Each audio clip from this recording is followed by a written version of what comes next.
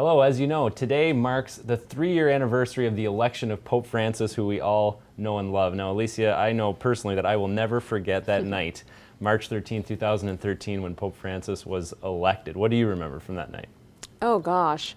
Well, it was afternoon for us, and we were gathered around watching to see who would this be, and I remember very clearly thinking through that we had struck his name off of all of our lists, convinced that he was too old, there was no way, they were not going to do it this time. And when the name was announced, I remember just thinking, why do I know that name? Why does this sound familiar? And there was dead silence all around me. Now, for me, it had really special meaning. I have a cousin who's actually a priest in the Archdiocese of Buenos Aires and was ordained by Archbishop Bergoglio.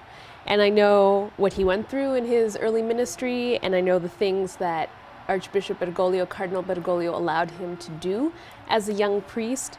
So it just really felt like the church finally speaks with my language, with my accent, and the accent of a wide portion of the church. It was really a surreal experience. Yeah, it was absolutely revolutionary. I remember leading up to the actual election, before we saw the white smoke, I remember thinking, how many votes is this going to take? Because because of Pope Benedict's resignation, everything was on the table. Like, the cardinals could have gone in any direction. They were totally free to decide what they wanted, and nobody knew if it was going to be really short, if it was going to be really long. I remember the first few no votes with the black smoke coming out, and everybody was making fun of how potent the smoke was, that this was going to create this giant hole in the ozone layer because it was just so black and thick. But no, the moment, I remember, it was rainy, it was cold.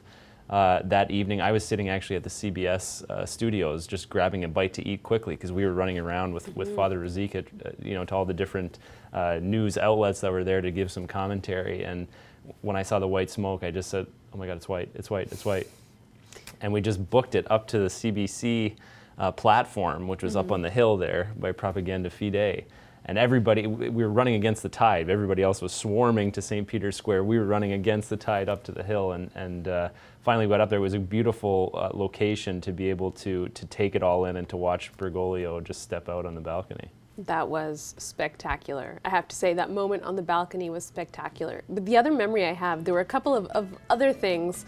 We were following a lot of different Twitter accounts to try and make sure that if we couldn't see clearly on the monitors here what color the smoke was, that we'd get some indication. And we ended up following an account for the Sistine Chapel chimney and the Sistine seagull, because there was a theory that if this seagull was sitting close to the chimney, there was clearly heat coming from it, smoke would be coming shortly. Right. I also remember our web team running up to me right after the name was announced and looking at me going, "What the heck? We don't have this bio." There were just so many fun moments, but just the emotion of it all. Yeah, I'll never forget that. Absolutely, and what a Pope we have. So from all of us at Salt and Light, we just want to wish a very happy anniversary to our Holy Father, Pope Francis. Keep up the good work. We love you. We're with you.